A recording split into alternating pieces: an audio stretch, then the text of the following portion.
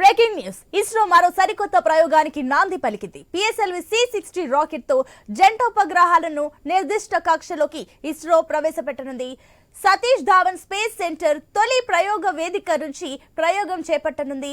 అయితే ఈ machine విజయవంతమైతే space docking technology వినియోగించిన 4వ దేశంగా భారత్ చరిత్ర సృష్టించనుంది. రోదసిలో 2 వేర్వేరు వ్యోమ నౌకలు అనుసంధానం కావడాన్ని డాకింగ్ అని పిలుస్తారు. ఇది సాంకేతికంగా చాలా సవాళ్లతో కూడుకున్న వ్యవహారం. పరిమిత మానవ ప్రమేయంతో ఈ ప్రక్రియను నిర్వహించాల్సి ఉంటుంది.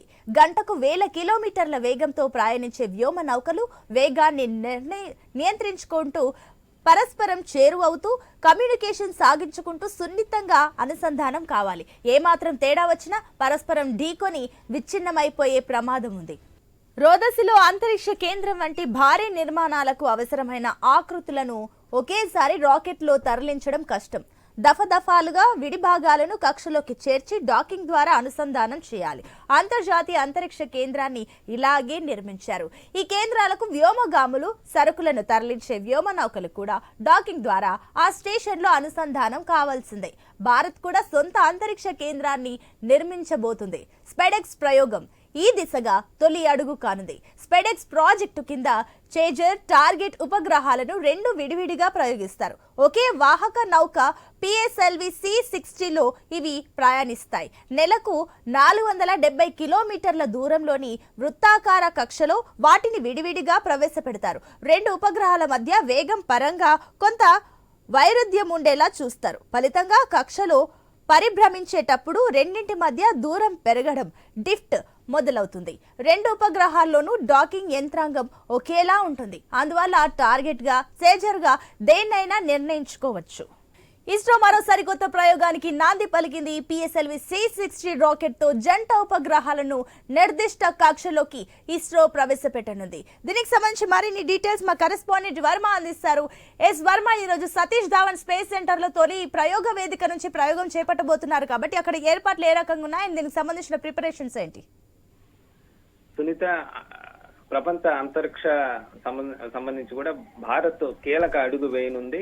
అంతరిక్షంలోనే ఈ డాకింగ్ వ్యవస్థ ద్వారా ఉపగ్రహాలు పంపేందుకు రంగం సిద్ధమైంది. ఈ రోజు రాత్రి దానికి సంబంధించిన కూడా పిఎస్ఎల్వి C-60 రాకెట్ ద్వారా దానికి సంబంధించి 2 ఉపగ్రహాలను అంతరిక్షంలోకి ప్రవేశపెట్టనుంది. ఇక డాకింగ్ వ్యవస్థ అంటే ఏదైనా రాకెట్లకు సంబంధించి విడి భాగాలను అంతరిక్షంలోకి తీసుకువెళ్లి వాటిని పైన అతికించడం లేదా ఇక్కడే జాయింట్ చేసి అంతరిక్షంలోకి తీసుకువెళ్లిన తర్వాత వాటిని విడగొట్టడం, ఇలాంటి ప్రయోగాలన్నీ కూడా చేస్తారు. 4వ దేశంగా ప్రపంచంలోనే ప్రస్తుతం ఈ డాకింగ్ వ్యవస్థకు సంబంధించి కూడా రాకెట్ ప్రయోగించడం ప్రస్తుతం భారతదేశం చెప్పుకోవచ్చు. ఇక పిఎస్ఎల్వి C-60 రాకెట్ కి సంబంధించి 24 ప్రోబ్స్ ను ఈ పిఎస్ఎల్వి C-60 రాకెట్ తీసుకెళ్తోంది. ఈ ప్రోబ్స్ అనేవి రాకెట్ 4వ దశలో ఉంటాయన్నమాట. వీటిని బూమ్ ఫోన్ అని కూడా పిలుస్తారు. వీటిలో పూర్తిగా స్వదేశీ పరిజ్ఞానంతోనే వీటన్నిటిని తయారు చేయడం జరిగింది. వీటిలో 14 ప్రోబ్లను ఇస్రోనే స్వయంగా తయారు చేసింది. అలాగే మిగిలిన ఏదైతే 10 ఉన్నాయో వాటిని కొన్ని విద్యా సంస్థలు కానీ ఇతర ప్రైవేట్ సంస్థలు కూడా చేయడం కూడా జరిగింది. అలాగే దీనికి సంబంధించి కూడా ఏదైతే పిఎస్ఎల్వి C-60 రాకెట్ లో 2 ఉపగ్రహాలు ఏవైతే ఉన్నాయో అవి స్పార్టెక్స్ A, స్పార్టెక్స్ B అనే 2 ఉపగ్రహాలను తీసుకెళ్లనుంది. వీటి బరువు కూడా 220 కిలోల బరువు ఉన్నట్లుగా కూడా శాస్త్రజ్ఞులు చెప్తున్న పరిస్థితి అయితే ఉంది. భూమి నుంచి ఈ 2 ఉపగ్రహాలను కూడా 470 కిలోమీటర్ల ఎత్తులో, అంటే అతి తక్కువ ఎత్తులోనే వీటిని ప్రవేశపెట్టడం జరుగుతుంది. తద్వారా వాటిని అక్కడ అంతరిక్షంలో వాటిని విడివిడిగా వాటిని పరిశోధిస్తారు. 2 ఉపగ్రహాలు కూడా అంతరిక్షంలో వృత్తాకార కక్షలో పరిభ్రమిస్తూ కూడా వాటిని డాకింగ్ వ్యవస్థ ఏ విధంగా వాటిని అనుసంధానం చేయడం, విడగొట్టడం లాంటి ప్రయోగాలు అయితే చేస్తారు. అలాగే 2035 నాటికి భారత అంతరిక్ష పరిశోధన కేంద్రాన్ని ఏర్పాటు చేయాలని చెప్పి కూడా శాస్త్రవేత్తలు ఒక లక్ష్యం అయితే నిర్దేశించుకున్నారు. దీనికోసం ఒక ప్రీ ప్రొడక్షన్ ప్రాజెక్టుగా కూడా ఇప్పుడు ఏదైతే ప్రయోగం జరుగుతుందో దాన్ని చెప్పుకోవచ్చు. స్పాడెక్స్ అనే ప్రాజెక్టు దీన్ని ప్రస్తుతం ఏదైతే ఇస్రో ఈ దిశగా ప్రస్తుతం అడుగులు వేస్తోంది. దీనికోసం పిఎస్ఎల్వి ఈరోజు శ్రీహరికోట ప్రయోగ వేదిక నుంచి కూడా ఈ C-60 రాకెట్ ను ఉపయోగించనుంది. ప్రధానంగా చంద్రుడిని అన్వేషించడానికి కానీ ఈ ప్రోబ్ శాంపిల్స్ తో భూమికి తిరిగి రావడం, అంటే అంతరిక్షంలో ఏదైతే ఉపగ్రహాలను వదిలిన తర్వాత తిరిగి మళ్ళీ కూడా వాటికి సంబంధించిన మిషనరీ కిందకి మళ్ళీ భూమికి తీసుకురావాలంటే, అంటే అక్కడ ప్రయోగాల అనంతరం అక్కడ ఏదైనా వస్తువు ఉంటే దాన్ని తిరిగి భూమికి వచ్చి వాటిని పరిశోధన చేయటం, ఇవన్నీ కూడా ఈ డాకింగ్ వ్యవస్థ ద్వారా సాధ్యమయ్యే అవకాశం ఉంది. అలాగే ముఖ్యంగా ఏదైతే అంతరిక్ష కేంద్రాన్ని భారత్ స్వయంగా కూడా ఏర్పాటు చేయడానికి కూడా ఈ ప్రయోగం అయితే దోహదపడనుందని కూడా అంతరిక్ష ఈ శాస్త్రవేత్తలు అయితే చెప్తున్న పరిస్థితి అయితే ఉంది. ఈ రెండు వేర్వేరు వ్యోమనాకులను అనుసంధానం చేసి ఏదైతే ఇప్పుడు డాకింగ్ వ్యవస్థ ద్వారా 2 ఉపగ్రహాలు పంపిస్తున్నారో అది కానీ విజయవంతం అయితే ఈ ఘనత సాధించిన 4వ దేశంగా కూడా భారత్ నిలుస్తుందంటంలో ఎలాంటి సందేహం లేదని కూడా చెప్పుకోవచ్చు. ప్రస్తుతం అయితే అతి కీలకమైన ప్రయోగంగా చెప్పుకోవచ్చు. ముఖ్యంగా భారత్ స్వయంగా అంతరిక్ష ప్రయోగ వేదికని ఏదైతే ఏర్పాటు చేయాలనుకుంటుందో అంతరిక్షంలో, దానికి ఇది ఒక కీలక అడుగు చెప్పుకోవచ్చు.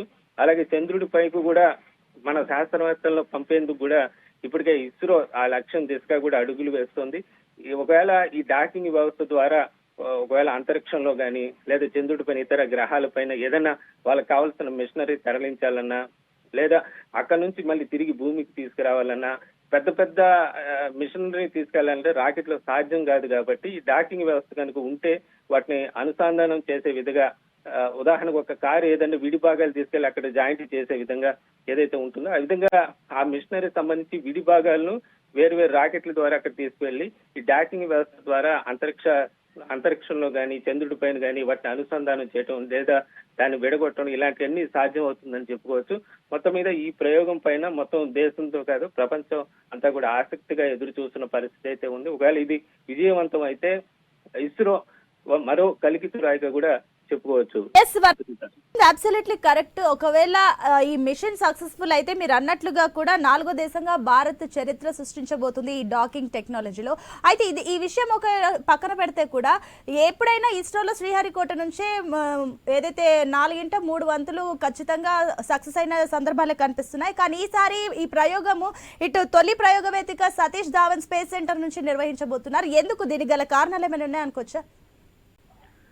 అదే దీనికి సంబంధించి ఇప్పటికే ఈ నెలలోనే రెండో ప్రయోగం ఇస్రో నుంచి శాస్త్రవేత్తలు చేస్తున్నది. నిన్న రాత్రి సరిగ్గా 8:55 గంటలకు ఇది కౌంట్ డౌన్ స్టార్ట్ అయింది. మొత్తం దాదాపు 25 గంటల కౌంట్ డౌన్ తర్వాత ఈ రోజు రాత్రి 9:58 గంటలకు ఈ PSLV C60 అనేది అంతరిక్షంలోకి వీటిని దూసుకుపోనుంది. దీనికి సంబంధించి కూడా ఇప్పటికే పక్కా ప్రణాళిక సిద్ధం చేసుకున్నారు. ఎలాంటి ఇబ్బందులు రాకుండా, సాంకేతిక లోపాలు కూడా ఏమీ లేకుండా కూడా శాస్త్రవేత్తలంతా కూడా సంసిద్ధమైన పరిస్థితి అయితే ఉంది. ఇప్పటికే దానికి సంబంధించి ఏర్పాట్లు పూర్తవడంతో ఖచ్చితంగా ఇది విజయవంతం అవుతుందని చెప్పి శాస్త్రవేత్తలు భావిస్తున్నారు. ఎందుకంటే ఈ మధ్య కాలంలో మనం చూసినా కూడా ఇస్రో చేస్తున్న ప్రయోగాలు విజయ శాతాలే ఎక్కువ ఉన్నాయి. 1-2 సాంకేతిక లోపాల కారణంగా వాయిదా పడింది తప్ప అది వైఫల్యం చెందిన పరిస్థితి అయితే లేదు. మీరు చంద్రయాన్ 1 చూస్తే కూడా దానికి సంబంధించి మొదట్లో అది వైఫల్యం అనుకున్నారు, కానీ అది ఆ తర్వాత ఆ చిత్రాలను కూడా ఈ చంద్రుడికి సంబంధించి ఆ తర్వాత భూమికి పంపడం కూడా శాస్త్రవేత్తలు చెప్పిన మనం స్వయంగా చూసిన పరిస్థితి కూడా ఉంది. ఇవన్నీ కూడా చూసుకుంటే PSLV చేసిన ప్రయోగాలు దాదాపు విజయవంతమైన పరిస్థితి ఉందని చెప్పుకోవచ్చు. ప్రస్తుతం ఏదైతే డాకింగ్ వ్యవస్థ ఇది కూడా విజయవంతం అయితే, ఏదైతే భారత్ కూడా స్వయంగా ఒక అంతరిక్ష కేంద్రాన్ని అంతరిక్షంలో ఏర్పాటు చేసే పరిస్థితి కనుక వస్తే అది ఒక కీలకమైన అడుగుగా చెప్పుకోవచ్చు. ఎన్నో పరిశోధనలు కూడా అది ఒక ప్రధాన వేదికగా ఉంది. చంద్రుడి పైన మానవ సహిత ఏదైతే నౌకలను పంపించడం కానీ, ఇక్కడ నుంచి మన శాస్త్రవేత్తలు చంద్రుడి పైన అడుగు పెట్టడం, ఇతర ఉపగ్రహాల మీద అడుగు పెట్టడం, అంతరిక్షంలోకి వెళ్లడం, తిరిగి రావడం, వీటన్నిటికీ కూడా ఇది తొలి అడుగుగా కూడా చెప్పుకోవచ్చు సునీత. ఇది ఈ ప్రయోగానికి విజయవంతం అయితే. Right Varma, thank you.